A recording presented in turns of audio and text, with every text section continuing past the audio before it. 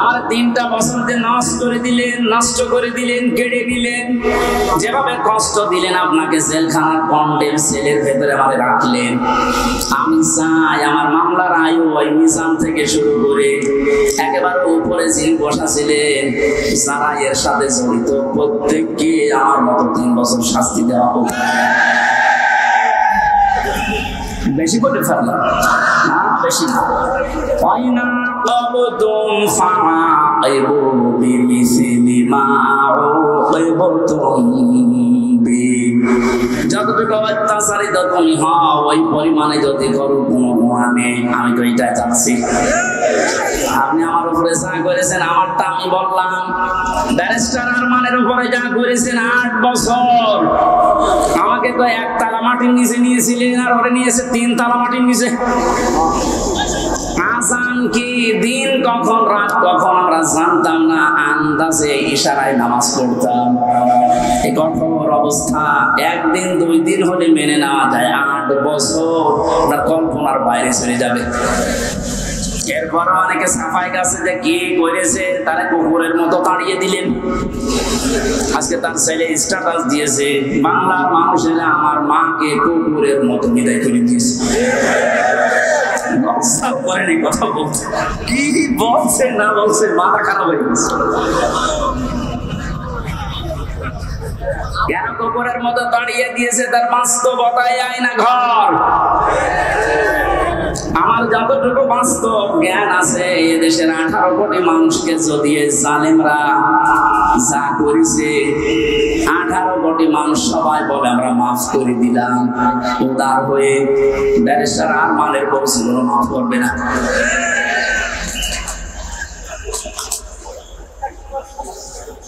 যে লোকটা নিজের জীবন এভাবে দিয়ে শাহাদাত বরণ করলেন, বাংলার হাজার হাজার মানুষকে মুক্ত করার জন্য মুখ খুলে কথা বলা, বুক ফুলিয়ে বেড়ানো, এই সুযোগ যিনি করে দেওয়ার জন্য উৎসাহ দিলেন শহীদ আবু সাঈদ।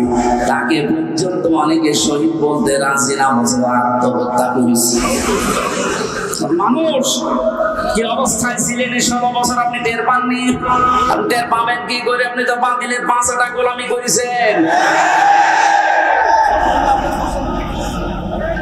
আমাকেও বলেছিলাম কুষ্টিয়া ভার্সিটিতে ওলামা মালিকের সেক্রেটারি তোমারে বানাবো, শুধু আমাদের উন্নয়নমূলক কাজগুলো তুলে ধরবা। কি উন্নয়ন করেছেন আপনি? শুধু মোড়ে মোড়ে মানুষের ছবি আর মূর্তি। কত হাজার কোটি টাকা খরচ করে এগুলো বানালেন, কি হয়েছে? 5 তারিখে 1টার সময় পালালেন, 5টা বাজতে বাজতে এদেশের একটা জায়গাও আমি আর দেখলাম না। আছে 2 এক জায়গায় দেখেছি একটু সিটা ফোটা, ওই রংপুরের এলাকায়, ওখানে আবার উপরে লিখে দিয়েছে চোর।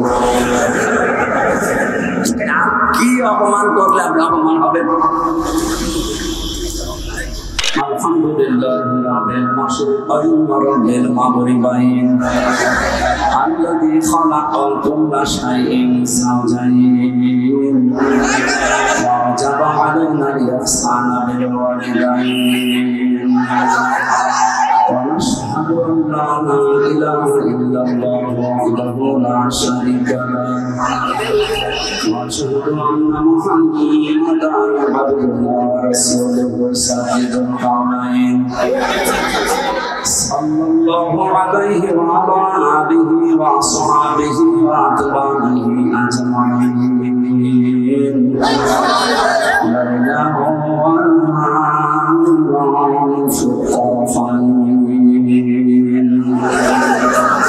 فقد قال الله تعالى في كلامه المجيد وبرهانه التوحيد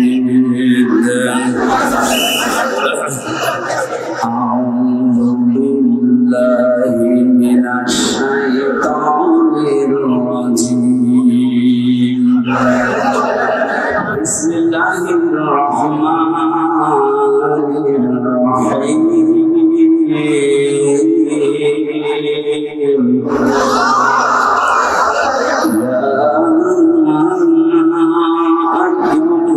الذين آمنوا اتقوا الله حق تقاته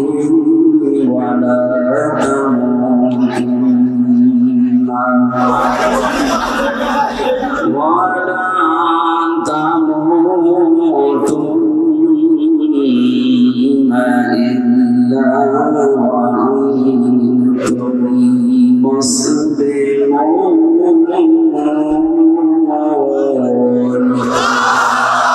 صدقت يا ربنا.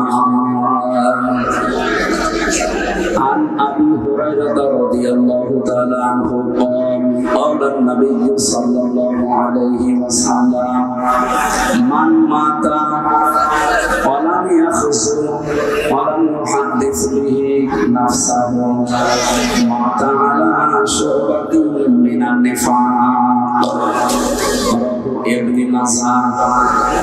وقال تعالى في شان رسوله وما زادهم إلا إيمانا وتسليما. اللهم صل على سيدنا مولانا পোস্টার আছে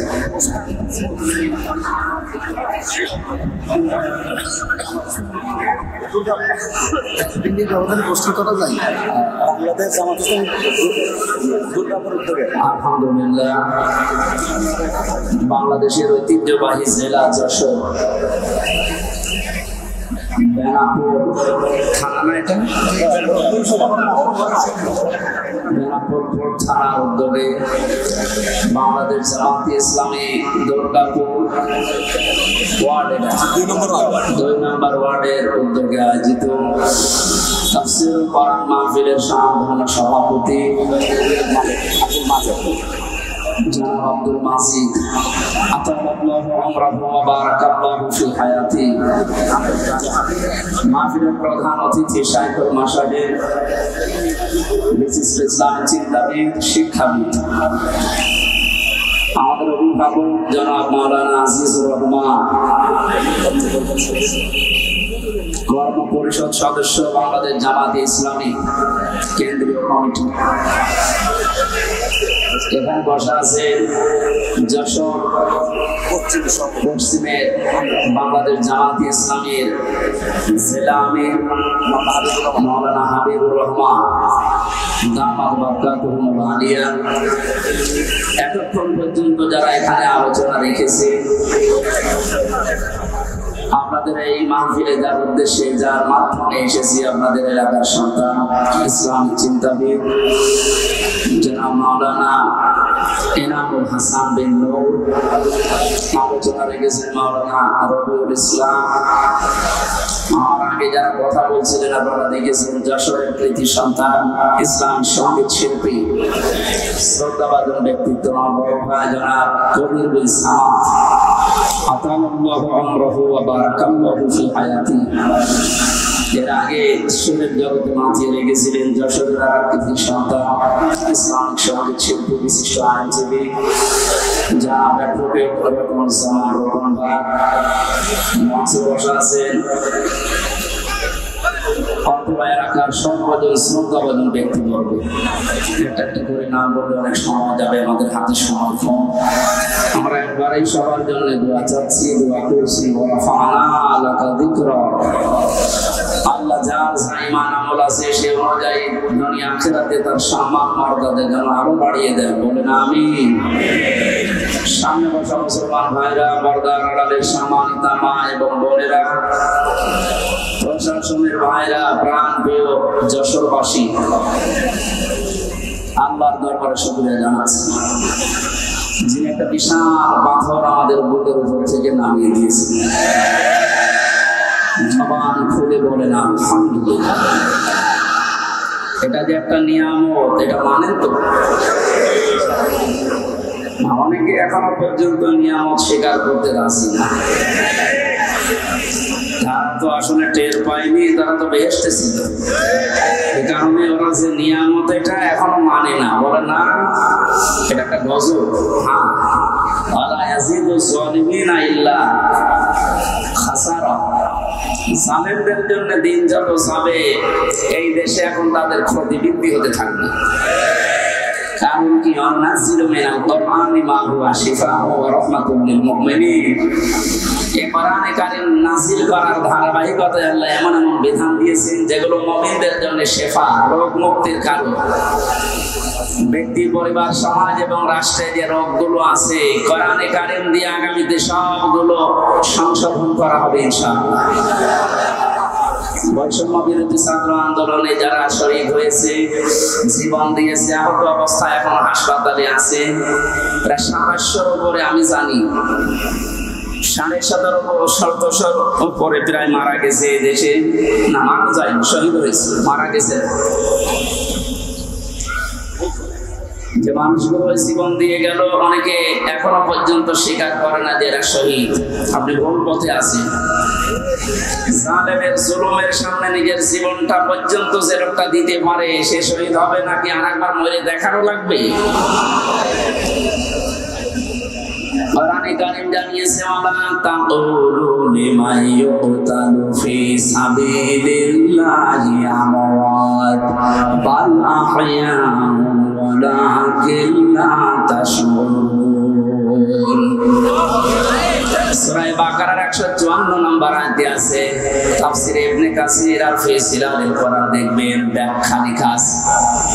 আল্লাহ পাক বলেন মুখ দিয়ে কোনোদিন কথা বলবি না, যেহেতু মানুষ মুখ দিয়ে কথা বলে এজন্য মুখের উপর আল্লাহ নোটিশ দিয়েছেন। শুধু একজন দুইজনকে না, ওয়ালা তাকুলু এটা বহুবচন, কেউ এ কথা বলার সাহস করবে না, কোনোদিন বলবে না যারা আমি আল্লাহর জন্য জীবন দিয়েছি এরা মারা গেছে। বরণেরা জীবিত কিন্তু তোরা টের পাস না, এতটুকু আল্লাহ শেষ করেননি। আল্লাহ পাক বলেন মানুষ মুখ দিয়ে কথা বলে এরপরে অন্তর দিয়ে ধারণা করে, এই জন্য ধারণার উপর আল্লাহ দিয়েছেন নোটিশ। ওয়ালা তাহসাবান্নাল্লাযীনা কুতিলু ফি সাবিলিল্লাহি আমওয়াতা বাল আহয়াউন ইনদা রাব্বিহিম ইরযাকুন। সূরা আলে ইমরানের ১৫৯ নম্বর ও ৭০ নম্বর আয়াতে আছে। রব্বুল আলামিন বলেন ধারণাও করবে না কোনোদিন মনে মনে যারা শহীদ হয়েছে এরা মারা গেছে, না এটা ধারণাও করা যাবে না। এত মর্যাদা আল্লাহ তাদেরকে দিয়েছেন। মাওলানা রবিউল ইসলাম এখন মরার দরকার নেই, যদি মরে ঈমান নিয়েও যদি মারা যায়, এটা এখন যুবক মানুষ এখন বাঁচবে, ছাড়ের কথা বলবে, এমনি কয়েকদিন পর মরে যাবে। উনি যদি ঈমান নিয়েও মারা যায়, কয়েকদিন আগে হজ করে এসেছি তো আলহাজ জাহাঙ্গীর আলম প্রফেসর মাহমুদ, উনি যেন মারা যায় ঈমান নিয়ে মারা গেল, কবরে রেখে রাখবেন, ঘুমিয়ে পড়বে, কিয়ামতের আগে উঠবে, এর আগে আর খবর নেই, এতটুকু শেষ। কিন্তু শহীদ আবু সাঈদ, শহীদ আল্লামা দেলাওয়ার হোসাইন সাঈদী রহমাতুল্লাহ আলাইহি ৯০ সালে ময়দানে তিনি একবার এসেছিলেন। এখন চলছে ২৪ সাল, এই ৩৪ বছরের ভেতরে এখানে আর কোরআনের কথা এভাবে মনে হয়নি।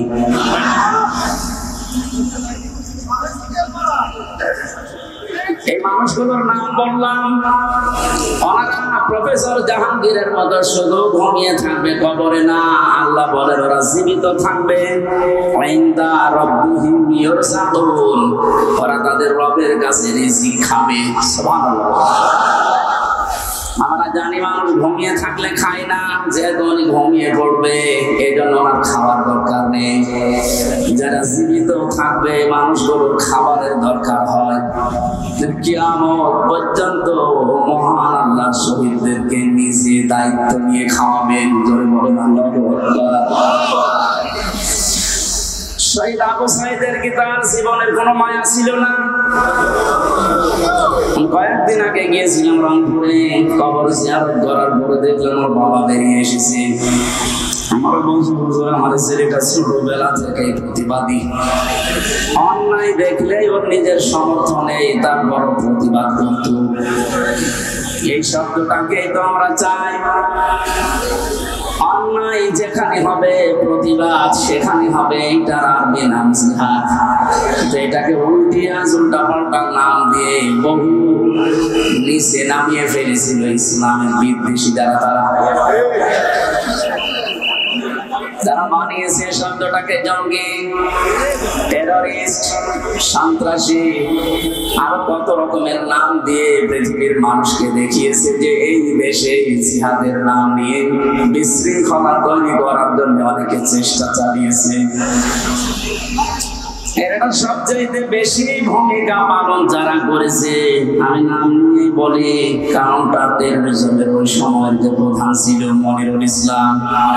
আমার যতটুকু বাস্তবতায় জ্ঞান আছে কোরআন আর হাদিসের উপরে, এই লোকটার অ্যাক্টিভিটিস, এই লোকটার কাজ কামের কারণে, এই তৎপরতার কারণে যত মানুষের জীবন এদেশে নষ্ট হয়েছে, গুম হয়ে আছে। এখান থেকেও একজন গুম হয়েছে, রেজওয়ান। এই শব্দটা শুনতে যদিও ছোট মনে হচ্ছে, এটাতে কত বড় ভয়ানক এবং বিপজ্জনক একটা শব্দ। যারা এখন দায়িত্বে আছেন এত কড়াকড়ি করেন, কিয়ামতের আগে যেন এই দেশে আর কেউ গুম না হয়।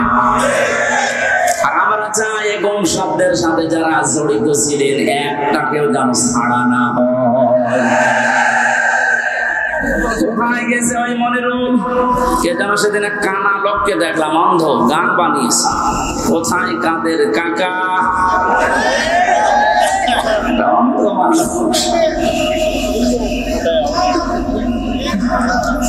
সুতরাং আমরা চাই গমের সাথে যারা জড়িত ছিলেন, আয়না ঘর বানিয়ে যারা মানুষকে একদিন 2 দিন না 8 বছর 10 বছর পর্যন্ত,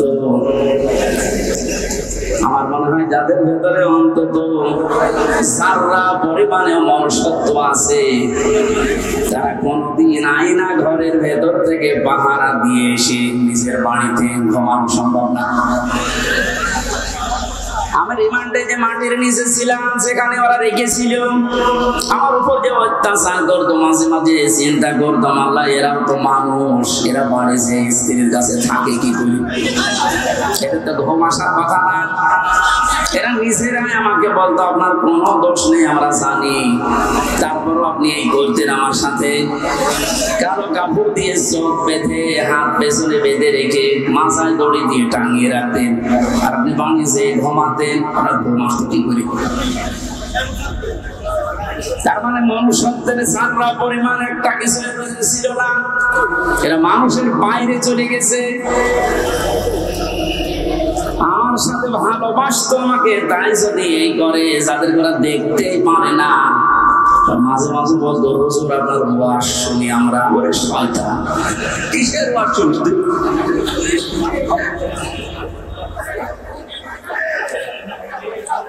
আমি এখান থেকে একটা মেসেজ দিতে যাচ্ছি, যেহেতু রেকর্ড হচ্ছে। আর শুধুমাত্র হারুন, বিপ্লব, বেনজির এদেরকে নিয়ে আলোচনা হচ্ছে না, আলোচনা বেশি হওয়া দরকার এটা মনির মুখে নিয়ে। বহু মানুষের জীবনে লোকটা নষ্ট করেছে এই জঙ্গি নাটক সাজিয়ে, বিশ্বের কাজে দেখাতে চেয়েছে হ্যাঁ এদেশে এরকম কিছু আছে। 2 টাকা খরচ হলে সেখানে 20 টাকা রাষ্ট্রের খরচ করেছে। এই লোকটা শাস্তি হওয়া দরকার, নয়তো সামনে এরকম বহু শয়তান উৎপেতে আছে, ওরা এসে আবার এটা চালু করবে। এটা যদি যেভাবে শাস্তি দেওয়া দরকার ওইভাবে দেওয়া যেত, সামনে যে অন্যায় হবে বলে আশা করছি বন্ধ হয়ে যেত। কথা বলে ঠিক কিনা? আমার মনে হয় আয়না ঘরটা একেবারে বিলুপ্ত না করে রেখে দেওয়া দরকার।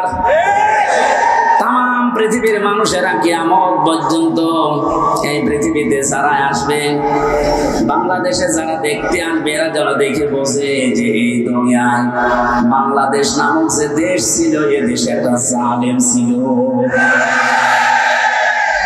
1628 জন মানুষ দায়িত্বে ছিল, তার ভেতরে একজনের হাত খোলা ছিল, আর বাকি 1627 জন মানুষের হাত সব বাঁধা ছিল। গত কয়েকদিন আগে আমার যত মামলা ছিল সব ঢিসমিস হয়ে গেছে, সব বেকসুর খালাস দিয়ে দিয়েছে। আমি মনে করলাম মাননীয় আদালতকে প্রশ্ন করে যে মাননীয় আদালত, এই মামলা তো 3 বছর আপনার কাছে ছিল, প্রত্যেক মাস 2 মাস 3 মাস পরে পরে মামলা আপনার কাছে আসতো।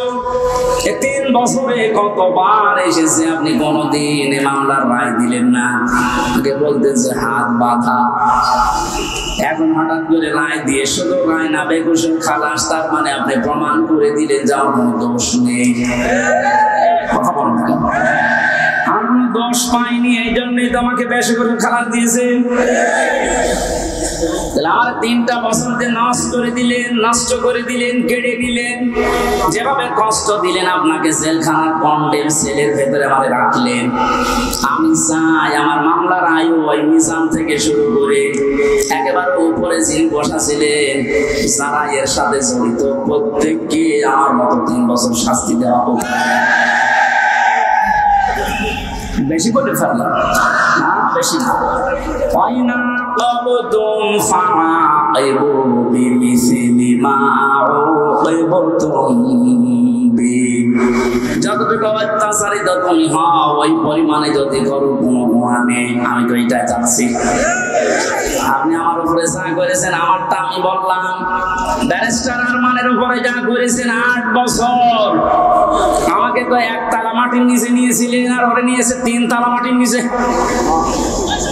আজান কি, দিন কখন রাত কখন আমরা জানতাম না, আন্দাজে ইশারায় নামাজ পড়তাম। এই কঠোর অবস্থা 1 দিন 2 দিন হলে মেনে নেওয়া যায়, 8 বছর ওনার কল্পনার বাইরে চলে যাবে। এরপর অনেকে সাফাই গাছে যে কি করেছে তারা কুকুরের মতো তাড়িয়ে দিলেন। আজকে তার ছেলে স্ট্যাটাস দিয়েছে, বাংলার মানুষেরা আমার মাকে কুকুরের মতো বিদায় করে দিয়েছে। কথা বলছে, কি বলছে না বলছে, মাথা খারাপ হয়ে গেছে। কেন কুকুরের মতো তাড়িয়ে দিয়েছে? তার বাস্তবতায় আয়না ঘর। আমার যতটুকু বাস্তব জ্ঞান আছে, এদেশের 18 কোটি মানুষকে যদি জালেমরা যা করেছে, 18 কোটি মানুষ সবাই বলে আমরা মাফ করে দিলাম। উদার হয়ে ব্যারিস্টার আরমানের বলছিল মাফ করবে না।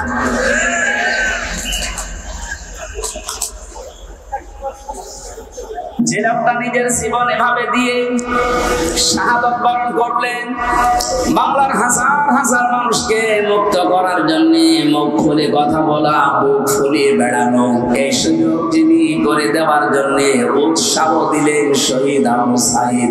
তাকে পর্যন্ত অনেকে শহীদ বলতে রাজি না, বলছে আত্মহত্যা করেছে। মানুষ কি অবস্থায় ছিলেন 16 বছর আপনি টের পাননি? আপনি টের পাবেন কি করে? আপনি তো বাতিলের 5টা গোলামি করেছেন। আমাকেও বলেছিলাম কুষ্টিয়া ভার্সিটিতে ওলামা লীগের সেক্রেটারি তোমারে বানাবো, শুধু আমাদের উন্নয়নমূলক কাজগুলো তুলে ধরবা। কি উন্নয়ন করেছেন আপনি? শুধু মোড়ে মোড়ে মানুষের ছবি আর মূর্তি। কত হাজার কোটি টাকা খরচ করে এগুলো বানালেন, কি হয়েছে? 5 তারিখে 1:30টার সময় পালালেন, 5টা বাজতে বাজতে এদেশের একটা জায়গা আমি আর দেখলাম না। আছে 2 এক জায়গায় দেখেছি একটু সিটা ফোটা, ওই রংপুরের এলাকায়, ওখানে আবার উপরে লিখে দিয়েছে চোর। কি অপমান করলে আপনি অপমান হবেন? এখন পর্যন্ত যদি কেউ জালেমের সাফাই গানারে মাসলুমের পক্ষে কথা না বলেন, আপনিও আর এক জালেম। শহীদ আবু সাঈদ যেটা করে দেখিয়েছে, শহীদ মুক্ত ভাই, ইয়ামিন ভাই, রায়হান ভাই 1750 উপরে জীবন দিয়েছে এই দেশে 5 তারিখের রাত পর্যন্ত। যারা এগুলো জীবন দিয়ে গেল, উৎসাহ দিয়ে হাজারো মানুষকে, লক্ষ মানুষকে রাস্তায় নামিয়ে জালেমকে বিদায় দিল। আল্লাহ প্রত্যেককে শাহাদতের সর্বোচ্চ মাকাম যেন দান করে। কোনদিনে কথা বলবেন না ওরা মারা গেছে, ধারণাও করবেন না। বৈষম্য বিরোধী ছাত্র আন্দোলন করতে গিয়ে যে 9 দফা আমি দেখতে পেয়েছিলাম, এর 2 নাম্বার যে দফা ছিল রাষ্ট্র সংস্কার করবে, তারা শুরু হয়ে গেছে অলরেডি। আমরা আহ্বান জানাবো যারা দায়িত্বে আছেন, ইমিডিয়েটলি সকাল আসতে আসতে যেন শুনি বাংলার 1628টা চেয়ারের আগের কেউ নেই, সব নতুন এসেছে। এটা এত জরুরি এখন, কারণ এগুলো সব ছিল জালেমদের দোষর। জালেমের একা অত ক্ষমতা ছিল না, এগুলো সব সাহায্য করেছে। যতগুলো কারাগারে আলেমদেরকে সব চাইতে বেশি শাস্তি দিয়েছে, তার ভেতরে কাশিমপুরের হাই সিকিউরিটি এটা। এরা হুজুর দেখলে, আলেম দেখলে, একামতের দিনের লোক দেখলে ওদের বৃদ্ধি বেড়ে যেত। অন্যান্য মানুষ মার্ডার করে এসেছে, তারা সারাদিন ঘুরে বেড়ায়। আর আমার মূল্যচুরি মামলা 24 ঘন্টা ফাঁসির কন্ডেম সেলের ভেতরে তালা লাগিয়ে রাখে, এরপর আবার সিসি ক্যামেরা দিয়ে রাখে। আমার সাথে কেউ কোনো কথা বলে, এমনি মুখ দিয়ে কথা বের হচ্ছে, ভেতরে কত সালা বলেন তো আমার। আমি আহ্বান জানাবো 1,10,000-এর উপরে এখনো পর্যন্ত বাংলার বিভিন্ন কারাগারে মানুষ বন্দী আছে। এর ভেতরে আমার মনে হয় 100 জনের 70 জনই তার মামলা সম্পর্কে আমার মতো জানি না। আমি যেমন 3 বছর পরে মুক্তি পেয়েছি, ওরাও দেখবেন 3-5 বছর 10 বছর পরে এমনি মুক্তি পেয়ে যাবে। শেষে প্রমাণ করবে আদালত যে এ নির্দোষ, কোনো দোষ পেলাম না। তাহলে 10 বছর নষ্ট করলেন কেন? আমার যে ধারণা, বাস্তবে আমার মনে হয় যত মানুষ বেকসুর খালাস পাবে, এর সাথে যে পুলিশ জড়িত, যে কর্মকর্তা জড়িত, যে বিচারপতি জড়িত, এতদিন আপনি রায় দিলেন না কেন? বলেন আমার হাত বাঁধা। হাইকোর্টের বিচারপতি যদি বলে আমার হাত বাঁধা, চেয়ারে বসার দরকার কি? ভ্যান চালিয়ে খান। যে 1628 জনের মাত্র একটা হাত খোলা ছিল, বাকি সব বাঁধা ছিল। আমার বিচারপতি আমার এই কথাই বলতো, হুজুর কি করবো, এতদিন হাত বাঁধা ছিল, এখন হাত খুলে গেছে, এজন্য কোনো কিছু দেখতে পাই না। আমার মামলাটা এভাবে দেখার পরে বলছে কি নিয়ে বিচার করবো, কোনো মার নেই, খালাস দিয়ে। ওনার যেমন হাত খোলা, এখন ন্যায় বিচার করার সাহস পাচ্ছে, শক্তি পাচ্ছে। সারা দেশে যত চেয়ার আছে, কারো হাত আমরা বাধা দেখতে চাই না, সব খোলা দেখতে চাই। কালকে আমার রাতে ছিল চৌগাছা, ওসি সাহেব এসে আমার সাথে খাবার খাবে বলে আকাঙ্ক্ষা পেশ করি যে আমি খাবার খাবো। দেখা করার পরে বলছো, হুজুর আমি আপনাকে থানায় এই কয় বছর আসতে দেইনি, আমার মাফ করে দেন। আমার কিছু করার নেই, আমার হাত বাঁধা ছিল। শুরু হয়েছি না এদেশের 1628 জন যে বলছে, আমি হিসাব করে করে দেখেছি 64 জেলার 64টা ডিসি, এসপি, এএসপি, টিওনো, ওসি, এমপি, মন্ত্রী, উপজেলা চেয়ারম্যান, মেয়র, এগুলো হিসাব করে মিলাবেন, দেখবেন কলম খাতা দিয়ে 1628 জন হবে। এই মানুষগুলো এখন সব যেহেতু হাত খোলা, আমরা চাই যে এদের হাত কি আমাদের আগে যেন কেউ বেঁধে দিতে না পারে, তাহলে ন্যায় বিচার কায়েম হবে। আর পরিপূর্ণ যদি দেখতে চান তাহলে কোরআন লাগবে। কথা বলেন না কেন? অনেকে প্রশ্ন করে, কয়েকদিন আগে আপনি সিঙ্গাপুরে, মালয়েশিয়া গেলেন, ওখানে তো কোরআনের আইন চলে না, ওখানে তো ন্যায় বিচার আছে। আছে 100 নেই। ওরাও আন্দাজের উপরে মানুষের কথা শুনে অনেক অবিচার করে, আমি নিজে দেখেছি।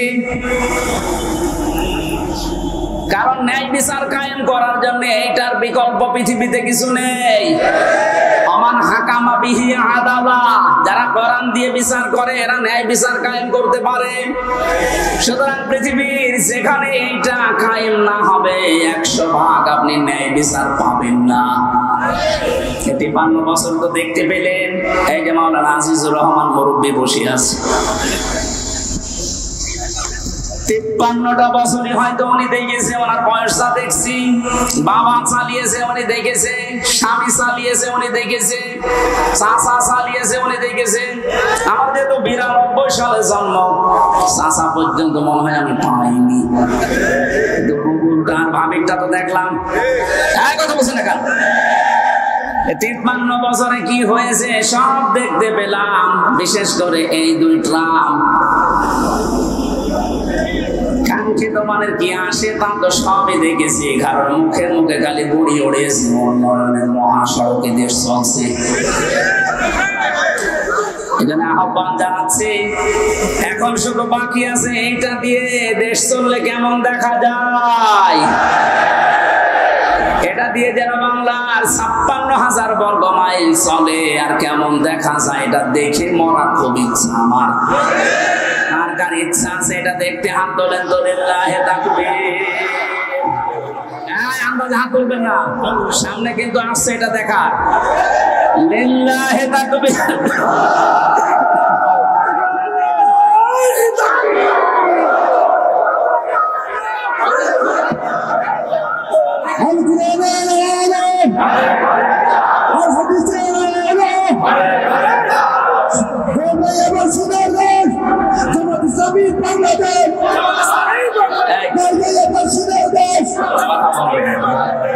আমি একটা হাদিস বলছি, এবার দেখেন তো এটা মানা যায় কিনা। না ৯৮% সঠিক, আর ২% সমস্যা আছে নাকি? এদেশে এক দরবেশ বলে নাই যে কোরআনেও সমস্যা আছে, যে মেজর না বলে নাই দরবেশে। আমি এখন যে হাদিস বলছি কি ৯৮% না ১০০% সত্য? ১০০% সত্য যদি বিশ্বাস করেন মানবেন তো।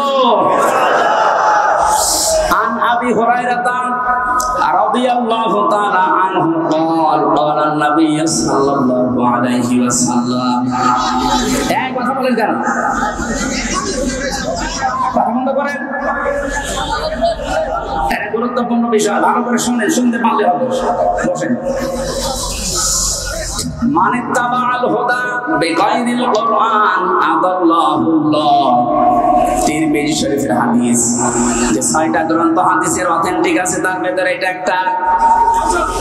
আল্লাহর নবী জানিয়েছেন এই পৃথিবীতে কোরআন বাদ দিয়ে কেউ যদি কোনো জায়গায় ভালো হওয়ার নিয়তেও যায়, আল্লাহ নিজে দায়িত্ব নিয়ে তাকে গোমরা বানিয়ে দেয়। আর আমরা জানি গোমরা মানুষ যাবে কোথায়? ধরে জোর হলো না, বলেন আর একবার। এবার হাদিসের বাস্তব ব্যাখ্যা শোনেন।